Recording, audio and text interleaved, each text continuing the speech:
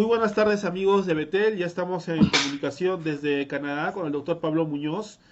Él es investigador y también ha escrito un libro muy interesante que ya nos va a comentar al final de la entrevista cómo podemos adquirirlo respecto a este concepto de ideología de género, ¿no? Que se ha popularizado tanto y en el cual deberíamos profundizar un poco más. Y justamente este libro pues se llama Atrapado en el cuerpo equivocado. Así que al final, así que se tiene que quedar hasta el final y él nos va a contar dónde podemos conseguir el libro y en qué versiones está disponible en las redes. Muy buenas tardes, doctor. Bienvenido a Betel. Buenas tardes, un gusto y muchas gracias por haberme invitado también. Doctor, hoy nos aboca un tema muy interesante que es las nuevas masculinidades, ¿no?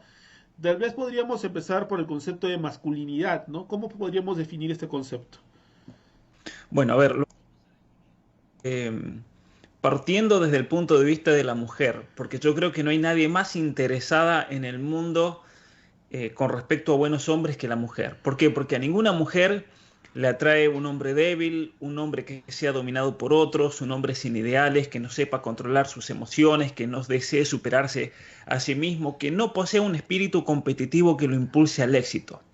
¿Y por qué es eso? Porque si una mujer se casa con un hombre así, probablemente va a vivir frustrada con él el resto de sus días. Entonces, aquí viene el problema, que ese es el tipo de hombre que daría como resultado si siguiésemos los consejos del feminismo.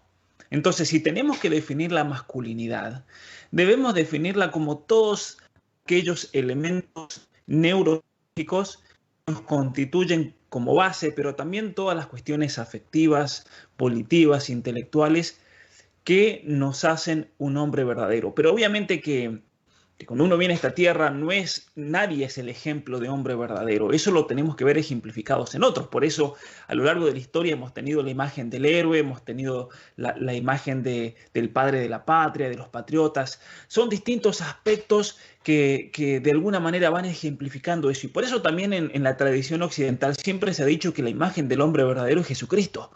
¿Por qué? Porque Jesucristo en su ser, en su psicología, en su libertad, en su inteligencia, en su voluntad, en sus afectos, ahí vemos la imagen completa de lo que significa ser un hombre. Entonces, si hablamos de masculinidad, no podemos dejar de lado la imagen de Jesucristo, por ejemplo, como modelo de todo hombre en cuanto hombre, ¿no? También de todo ser humano, obviamente, hombre y mujer. Pero si hablamos de la masculinidad, hay elementos en Jesucristo y especialmente un elemento especial que es el sacrificio, la entrega a los demás.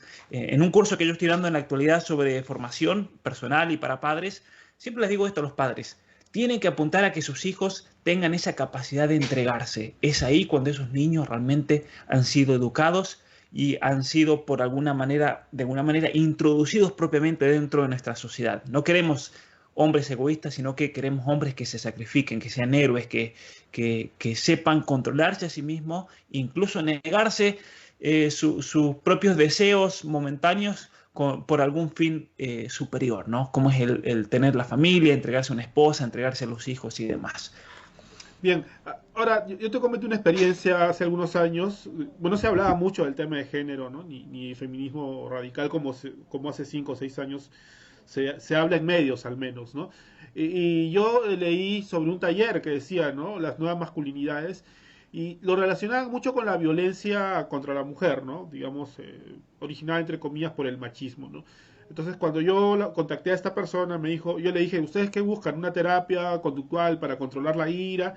Me dijeron, no, lo que nosotros buscamos es de construir la masculinidad. Entonces, si partimos de ese término de construir, ¿cómo se puede construir algo que ya es propio biológicamente y genéticamente del hombre, ¿no?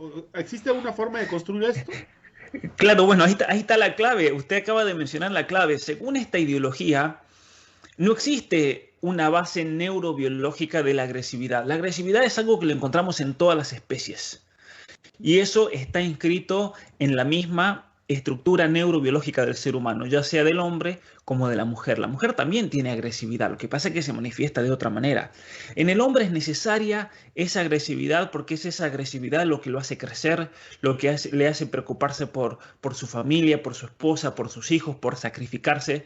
Es algo muy importante. Rousseau decía que el ser humano es bueno por naturaleza y la sociedad lo corrompe. Y eso es lo que nos dice el feminismo radical.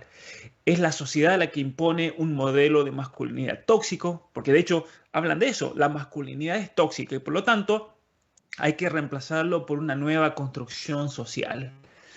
Para ellas, el ser hombre, el ser mujer, toda expresión cultural. Niegan el hecho de que esas conductas del ser humano son conductas que en realidad deben ser educadas, deben ser guiadas y deben ser potenciadas con algún fin superior. Pero ellas toman ese error de Rousseau que dice que el ser humano es bueno por naturaleza y la sociedad lo corrompe. Y ahí es el gran problema, que están negando la estructura biológica del ser humano. Es decir, hay ciertas actitudes, podemos mencionar la masculinidad, la feminidad en la mujer, el sentido de maternidad, el sentido de paternidad, son rasgos psicológicos propios del ser humano que tienen una base biológica y genética que está ligada incluso a la estructura cerebral. Y por eso es imposible ligarse de esos rasgos y conductas. Cuando quieren o pretenden construir nuevas masculinidades por medio de programas como la educación sexual, programas de nuevas masculinidades, lo que hacen es generar un daño psicológico bastante importante en los niños y jóvenes, por ejemplo, que son víctimas de este trabajo ideológico. Para ir encerrando este tema, quería referirme al caso de un niño de 6 años, ¿no? Que se llama Bridger Walker, ¿no? Es un niño que con 6 años se enfrentó a un perro pitbull y defendió a su hermana y tiene como 90 puntos, ¿no?, en la cara por defender a su hermana. Esto, doctor, quiere decir que el instinto de protección, imagínense que ese instinto de protección que tienen los varones hacia las mujeres se pierda. ¿Qué mundo tendríamos? Es decir, tal vez tendríamos padres que cuando entre el ladrón a casa no pueda salir con un bate de béisbol como lo veíamos en las películas, y ahora ya no se ve tanto, ¿no? Ya no se ve tanto, porque inclusive desde el cine ven que antes el varón era el que defendía a la familia y ahora pues la mujer es el que se emancipa del varón y ejerce la masculinidad, por decirlo de una manera así, ¿no? Es decir, vemos que el concepto de masculinidad es inherente, si no este niño tal vez no hubiera hecho eso, ¿no? Mira, y eso es interesante. El hecho de que esos rasgos psicológicos, podemos llamarlo así, que son característicos de la masculinidad en el varón, el hecho de que son rasgos biológicos naturales inscritos en toda su estructura neurobiológica, significa que no van a desaparecer y que con cada niño que nazca, que venga a este mundo, esos rasgos van a estar presentes. Es decir, las feministas se han impuesto sobre ellas mismas un trabajo que es imposible, porque el ser humano, al momento de ser concebido, viene con 3 inclinaciones primordiales: a sobrevivir, a procrearse, que es propagar la especie, y a actuar de modo racional y libre. Y estas 3 inclinaciones, bueno, después son las que dan los fundamentos a los derechos humanos y demás. Pero vamos a concentrarnos en las 2 primeras inclinaciones básicas. La biología nos enseña entonces de que tenemos toda una estructura que compartimos, una estructura neurobiológica que compartimos con los animales, incluso con aquellos que viven en el fondo del océano, con las langostas. Tenemos los mismos mecanismos neurobiológicos que una langosta, por ejemplo. La langosta de mar. Cuando la langosta del mar tiene que sobrevivir y tiene que organizarse, esto es lo interesante, que neurobiólogos que se especializan en langosta han descubierto que los químicos que emiten en su cerebro las langostas son absolutamente los mismos que los seres humanos. Es el mismo químico. Y en las mismas situaciones, cuando un cangrejo, por ejemplo, tiene que defender a su grupo de cangrejos de un ataque de un pez o de lo que sea, son los mismos mecanismos neurobiológicos que comienzan a actuar en ese momento ante esa reacción que en ese niño que mencionabas. Es decir, entonces la biología del ser humano, la estructura genética del ser humano, está diseñada de tal manera que sí o sí el hombre va a tender a defender no solamente su propia vida, sino también la de la especie. Y eso va a llevar a un niño como el que acabas de mencionar a ser atacado por un pitbull que lo destroce, que le cause 90 puntos, pero el niño lo hizo porque tenía que proteger a su hermana. No. Y esa es una reacción neurobiológica del ser humano, que es una reacción que hay que saber encauzar, hay que saber guiar, pero es la reacción que va a necesitar un bombero cuando tiene que ir a defender o a rescatar a alguien de un fuego. Es la misma reacción que necesita que necesita, vamos a poner un cristiano para predicar la verdad, enfrentarse a un mundo que está totalmente en contra. Es la misma reacción que necesita un padre para sacrificarse cada día, ir a trabajar para proveer a su familia.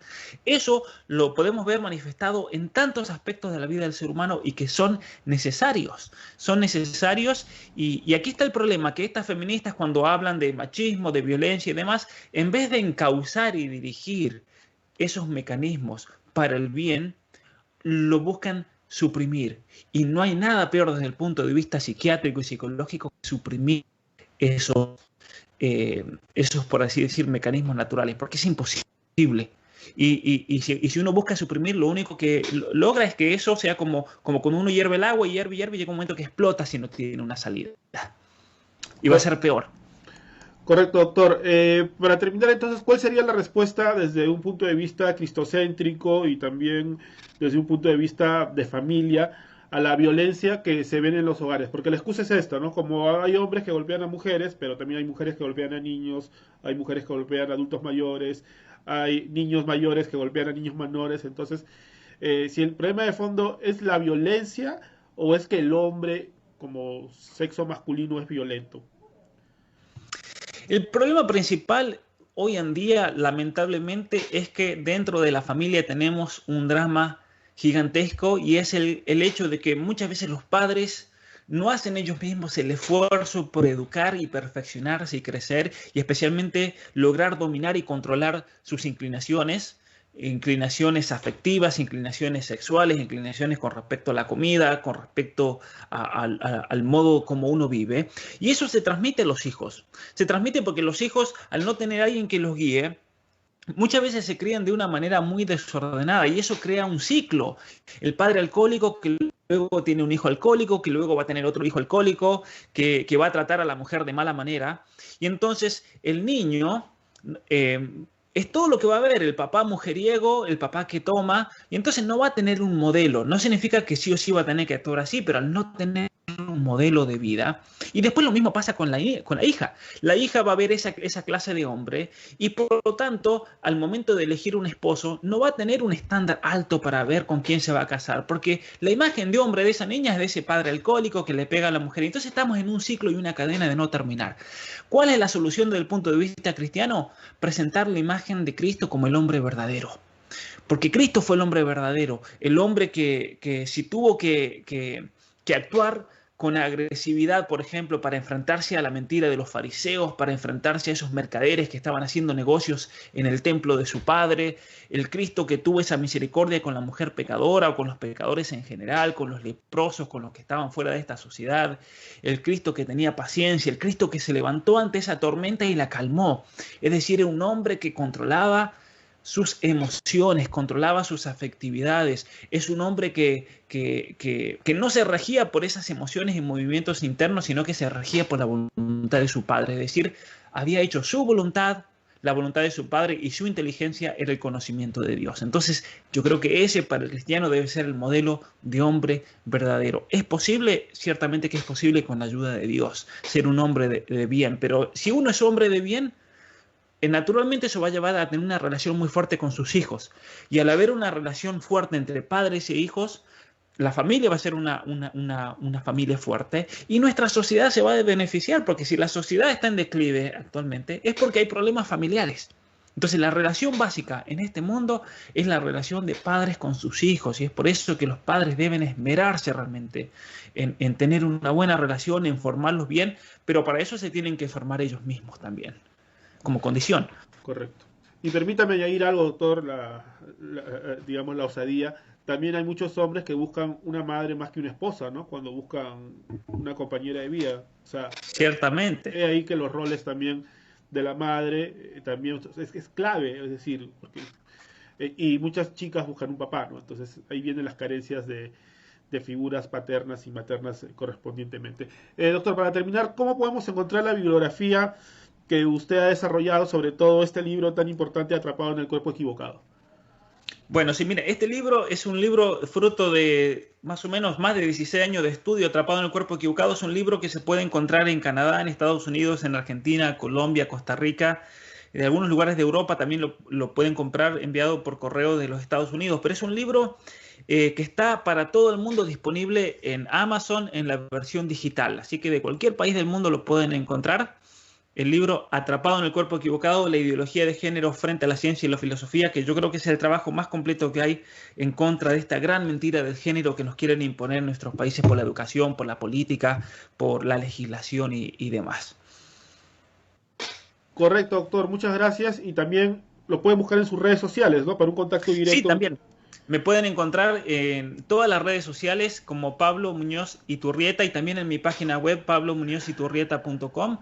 Cualquier pregunta, duda que tengan, yo siempre estoy disponible ahí para atender a todos los que lo necesiten. Así que muchas gracias. Correcto, muchas gracias. Estuvo con nosotros el doctor Pablo Muñoz desde Canadá, ¿cierto? Así que le agradecemos mucho por su tiempo y esperemos que no sea la última vez que nos acompañe, porque ha sido muy claro y muy preciso en sus explicaciones, doctor. Hasta pronto. Un gusto enorme, hasta pronto, gracias. Bien, continuamos con más en el noticiero. Continuamos con Mesa Central.